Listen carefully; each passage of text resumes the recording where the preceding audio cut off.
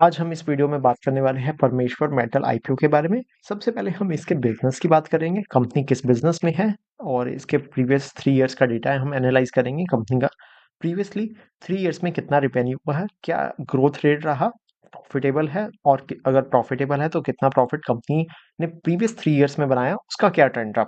उसके बाद हम बात करेंगे इस आईपीओ की, आईपीओ किस वैल्यूएशन पे आ रहा है और फिर हम कंपेयर करेंगे इसके पीयर्स के साथ, इसके कॉम्पिटिटर्स के साथ कि वो किस वैल्यूएशन पे ट्रेड हो रहे हैं। और उसके साथ हम कंपैरिजन करने का देखेंगे क्या आईपीओ की वैल्यूएशन अच्छी है या फिर ये प्राइजी साइड पे है। फिर हम एनालाइज करेंगे क्या इस आईपीओ में अप्लाई करना चाहिए या नहीं करना चाहिए। अगर हमें, क्योंकि इसका जीएमपी जो ग्रे मार्केट प्रीमियम है वो वो 50% के अराउंड चल रहा है, तो अगर हमें इसमें अप्लाई करना चाहिए तो क्या हम 50% का जो गेन्स है, जो हमारे पास लिस्टिंग गेन होगा जब ये आईपीओ लिस्ट होगा, तो क्या वो हम गेन प्रॉफिट लेके एग्जिट मार दें इस आईपीओ से, या हम कुछ महीने, 1 महीना, 3 महीने या 1 साल, इवन 3 साल तक इसको होल्ड करें, तो हम क्या रिटर्न एक्सपेक्ट कर सकते हैं based on the past performance of this company. Completely हम सारी इंफॉर्मेशन देखेंगे from the very basic to the final decision. तो चलिए बिना किसी देरी के वीडियो शुरू करते हैं। सबसे पहले हम चलते हैं कंपनी के ऊपर। अगर हम कंपनी की बात करें तो कंपनी एस्टेब्लिश हुई थी अगस्त 2016 में, और ये मैन्युफैक्चरिंग बिजनेस में है, कॉपर वायर एंड रोड्स को मैन्युफैक्चर करती है फ्रॉम दी कॉपर स्क्रैप से। एंड उसके बाद अगर हम देखें तो ये आईएसओ सर्टिफाइड है और डिफरेंट प्रोडक्ट मैन्युफैक्चर करती है, 1.6 mm से लेके 12.5 mm की कॉपर रोड्स, वायर्स, सब। उसके बाद अगर हम इसके एम्प्लॉयज की बात करें तो 89 फुल टाइम एम्प्लॉयज थे कंपनी के 31 दिसंबर 2023 को।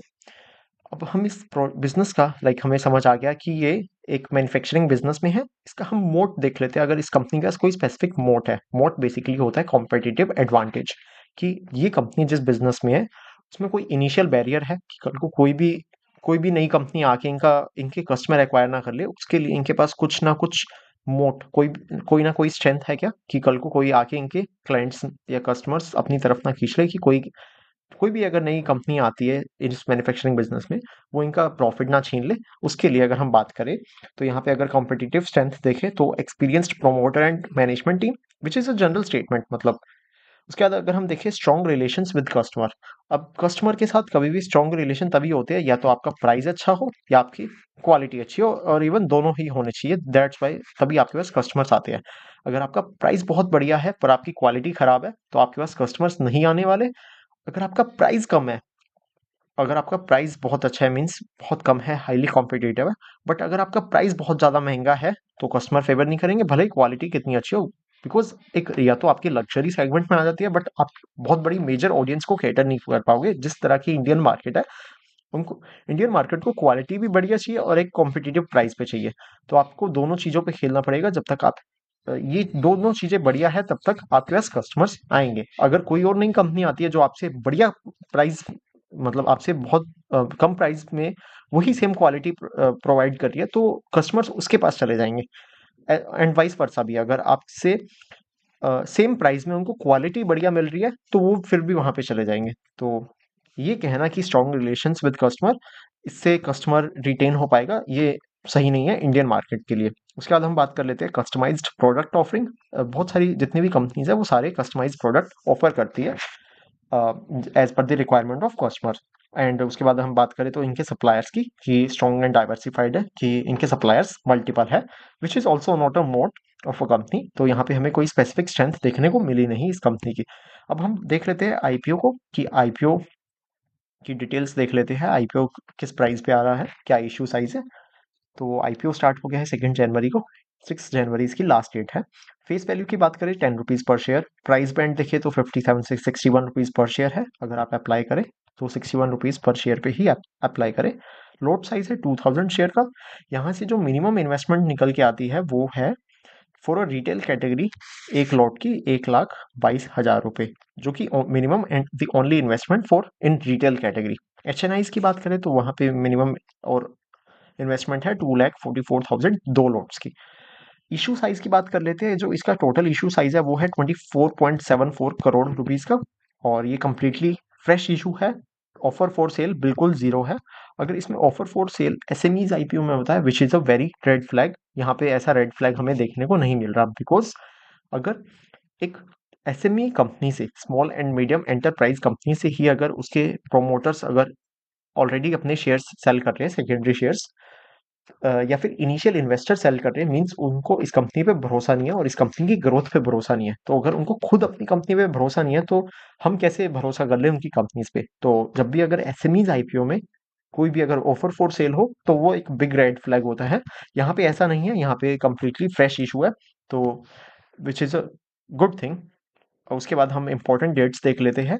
अलॉटमेंट मिलेगा 7 जनवरी को। अगर आपको अलॉट हो गया तो आपके डीमेट अकाउंट में शेयर्स आ जाएंगे 8 जनवरी को। अगर आपको अलॉट नहीं हुआ तो आपके जो रिफंड है वो 8 जनवरी को आ जाएगा। उसके बाद इसकी लिस्टिंग होने वाली है 9 जनवरी को।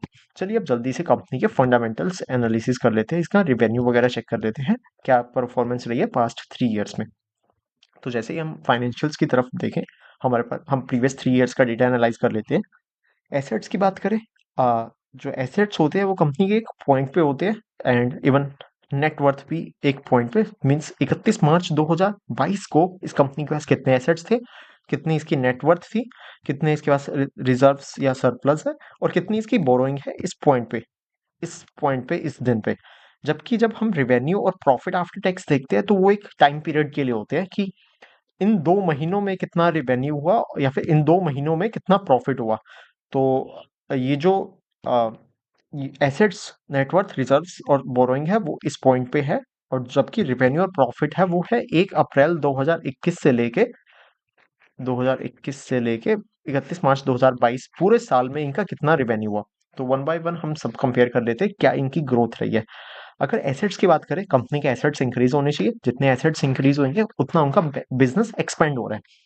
यहाँ से अगर हम एक साल में देखें तो अराउंड 30% का इंक्रीज मिला है, उसके बाद भी अगेन 30% का इंक्रीज है, और उसके बाद एक 5% का डिप आया है, मतलब 5% से एसेट्स डिक्रीज हुआ है, जो कि अगर प्लस माइनस 5% हुआ है तो हम उसको ले सकते हैं कि एक्सटर्नल कंडीशंस, मैक्रो इकोनॉमिक्स की वजह से भी हो सकता है इस सेक्टर में थोड़ा सा डिप आया हो। बट यहाँ पे एसेट्स में इंक्रीमेंट देखने को नहीं मिला, बट स्टेबलाइजेशन है कि वो 7,000 के अराउंड एसेट्स कंपनी के पास है। इसके बाद हम बात कर लेते हैं रिवेन्यू की। कंपनी का रिवेन्यू बहुत अच्छे से ग्रो हुआ है, ये फिगर्स लैक्स में है, तो 90,000 लाख रुपए इस कंपनी के रिवेन्यू हुआ 2022 में। उस वहां से इंक्रीज हुआ 97 lakh, which is increment of around 8-9%। उसके बाद यहाँ पे अगर हम देखें तो 12% का इंक्रीमेंट है, 1,10,000 पे। और उसके बाद हम बात करें, यहाँ पे हमारे पास ये 7 महीने का डेटा है, तो अगर इसको पूरा हम एवरेज आउट कर ले, जनरली एवरेज एक हमें रफ आइडिया दे देता है, कंप्लीट आइडिया नहीं देता, क्योंकि बिजनेस साइकिल्स भी होते हैं। Q1, 2, 3 और 4 की जो परफॉर्मेंस होती है वो चारों क्वार्टर्स में सेम नहीं होती, कुछ में इंक्रीज कुछ में डिक्रीज होती है, बट एक हमें रफ आइडिया मिल जाएगा अगर हम इसको एवरेज आउट कर लेते हैं। तो 75,000 का जो रिवेन्यू है वो 7 महीने में हुआ है। अगर हमें पूरे साल का निकालना हो तो बाई 7 into 12, ये अराउंड अराउंड 125 समथिंग आएगा, 127।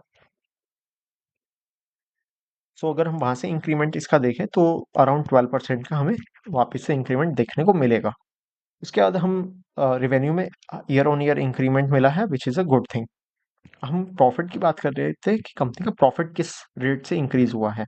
सो प्रॉफिट 685 लाख से 889 लाख, यहाँ पे अराउंड 30% का जंप आया है। उसके बाद यहाँ पे एक डिक्रीज आया है ऑफ 20%, मतलब कि यहाँ पे प्रॉफिट 20% से कम हुआ है, which is a little concern thing कि प्रॉफिट सस्टेन नहीं हुआ। उसके बाद अगर हम बात करें इन 7 मंथ्स में, 570 फॉर 7 मंथ्स है। अगर हम पूरे साल का निकालना चाहें तो उसको डिवाइड बाय 7 into 12 करेंगे, ये अराउंड 950 के आसपास, 950 लाख के आसपास आता है। तो बेसिकली प्रॉफिट इनका इंक्रीज होगा दिस ईयर भी, विच इज अ थिंक कि इनका प्रॉफिट स्टेबल है, मीन्स प्रॉफिट में कोई कंसर्न नहीं है। उसके बाद हम नेटवर्थ देख लेते हैं। कंपनी की नेटवर्थ मीन्स इसको इक्विटी भी बोलते हैं, तो इक्विटी भी इंक्रीज हुई है कंपनी की, फ्रॉम 2000 से लेके 3,000, फिर 3,720, और राइट नाउ 4290 लाख रुपए पे है इनकी equity, which is a good thing. Reserves की बात करें तो कंपनी के ईयर ऑन ईयर रिजर्व्स भी इंक्रीज हुए हैं, 1360 से 2200, देन 2900, एंड देन अभी 3160। बोरोइंग्स देख लेते हैं कंपनी के पास कितना कर्जा है। तो कंपनी का कर्जा भी इंक्रीज हुआ है, बट उसके बाद कंपनी ने अपना बोरोइंग को पे भी किया है, लोन्स को। 2190 से लेके वापस 1470 पे इनकी बोरोइंग आई है, तो बोरोइंग कंट्रोल में है। बोरोइंग को हम देख लेते हैं कि इनके जो नेट सरप्लस पड़े हैं, जो इनकी नेट वर्थ है और जो बोरोइंग है वो कितना पार्ट है। अगर इनको क्या इनके पास इतना फंड्स है कि ये अपनी बोरोइंग पे करें? सो उसके लिए हम देख लेते हैं डेट टू इक्विटी रेशियो। अगर वो लेस देन 1 है, इट मीन्स कि कंपनी अपना कर्जा पे करने के लिए एबल है। तो जल्दी से हम इसके की परफॉर्मेंस इंडिकेटर्स भी देख लेते हैं। अगर हम रिटर्न की बात करें, कंपनी ने पास्ट में कितना रिटर्न जनरेट किया फॉर लास्ट ईयर, तो रिटर्न ऑन इक्विटी रहे हैं 20, ये 28 मार्च 2024 की बात है, for the previous year. Return on equity रहा है 21.5%, which is a good one. मतलब ये नंबर अगर ग्रेटर देन 15% है, इट्स अ ग्रेट कि कंपनी ग्रोइंग फेज में है। रिटर्न ऑन कैपिटल एम्प्लॉयड की बात करें तो 17.5%, which is also a great thing. Greater than 15 है, it's great. Debt to equity ratio की बात करें तो वो 0.6 है, मीन्स कंपनी ने जो कर्जा लिया हुआ है वो कंट्रोल में लिया हुआ है, कंपनी उस कर्जे को पे कर सकती है। रिटर्न ऑन नेटवर्थ की बात करें 19.40, अगेन ग्रेटर देन 15% है, it's a great thing. PAT margin की बात करें तो यहाँ पे थोड़ा सा निराशा हमें देखने को मिलती है। कंपनी का जो प्रॉफिट आफ्टर टैक्स मार्जिन है वो ओनली 0.66% है, विच इज वेरी लेस। क्योंकि कंपनी प्रॉफिट रिवेन्यू तो बहुत ज्यादा कर रही है। अगर आप इनको यहाँ पे रिवेन्यू देखोगे, कंपनी का रिवेन्यू है 1,10,246 करोड़। बट वहां पे अगर प्रॉफिट आफ्टर टैक्स देखो तो, सॉरी, लाख में है। प्रॉफिट आफ्टर टैक्स देखोगे तो वो है 721। तो अगर आप 721 बाई 1,10,246 करोगे तो वो कहीं 0.66% ही आएगा। सो विच इज़ वेरी लेस कि कंपनी अच्छे खासे प्रॉफिट मार्जिन पे नहीं खेल रही। एक रीज़न इसका ये भी हो सकता है कि कंपनी अभी एक्सपेंडिंग मोड में है, तो वो प्रॉफिट ना देख के इन्वेस्टमेंट्स कर रही है, अपने एक्सपेंसेस लाइक अदर इन्वेस्टमेंट्स कर रही है जहाँ पे उनके अच्छे खासे एक्सपेंसेस हो रहे हैं। तो एक रीज़न वो हो सकता है क्योंकि ये ग्रोइंग फेज में है, बट थोड़ा सा ये कंसर्न है। उसके बाद हम वैल्यूएशन देख लेते हैं किस पी रेशो पे आया है। पोस्ट आईपीओ की अगर हम बात करें, जिस वैल्यूएशन पे हमें ये आईपीओ मिलने वाला है, वो है सिक्स, अर्निंग पर शेयर 6.39, और पी रेशो की बात करें तो 9.55, which is a good one. यहाँ पे ये लेस देन 10 है। पी रेशो बहुत सही है ये एसएमई के केस में। उसके बाद हम इसका पीयर कंपैरिजन भी देख लेते हैं कि सेम कैटेगरी में जो अदर कंपनीज है वो किस वैल्यूएशन पे ट्रेड हो रहे हैं। सो यहाँ पे हमने इस कंपनी की परमेश्वर मेटल लिमिटेड के पी देखे हमने 9.55, और जो सेकंड कंपनी है वो ट्रेड हो रही है 18.73 पी रेशो पे। उससे ये काफ़ी ही चीप है, मतलब काफ़ी अच्छी वैल्यूएशन है उस कंपनी से। Just return on net worth compare करें तो ये इसमें कम है, बट ऑलमोस्ट डिसेंट है कि यहाँ पे 20% के नियर अबाउट है, ये 26% के, तो नियरली डिसेंट है। जबकि हम प्राइस टू बुक वैल्यू देखें, इसका है 1.85 इस आईपीओ का, which is very great. Less than 1 हो तो बहुत अच्छा होता है, 1 से 2 के बीच में है तो इट्स गुड। तो यहाँ पे ये इसका अगर हम देखें तो 1 से 2 के बीच में है 1.85, तो इट्स गुड। जबकि जो इसकी कॉम्पिटिटर है उसका है 5.5, विच इज़ नॉट, मतलब वो बहुत ज़्यादा है। जितना कम होता है उतना बेटर होता है। तो जल्दी से हम इसके प्रीमियम की बात कर लेते हैं। कंपनी का राइट नाउ प्रीमियम कितना चल रहा है अगर हम वो बात करें, तो यहाँ पे जो प्रीमियम जब से इसका ग्रे मार्केट प्रीमियम एक्टिवेट हुआ है वो इंक्रीज ही हुआ है, फ्रॉम 20 रुपीज पर शेयर से 35 रुपीज पर शेयर। सो आईपीओ का प्राइस 61, 35 इसका जीएमपी चल रहा है। जो एस्टिमेटेड लिस्टिंग प्राइस है वो है 96 रुपीज। और इसमें जनरली क्योंकि कंपनी अभी ग्रोइंग फेज में है, तो कंपनी का प्रॉफिट इन फ्यूचर इंक्रीज भी हो सकता है और शेयर प्राइस भी सेम, जबकि इस बिजनेस में कोई कॉम्पिटिटर ना आ जाए। आपके क्या विचार है इस कंपनी को लेके, कमेंट सेक्शन में जरूर बताएं। आपके कोई सुझाव हो, कोई भी क्वेश्चंस, कमेंट सेक्शन में जरूर मेंशन करें। मिलते हैं अगली वीडियो में। वीडियो देखने के लिए बहुत बहुत धन्यवाद।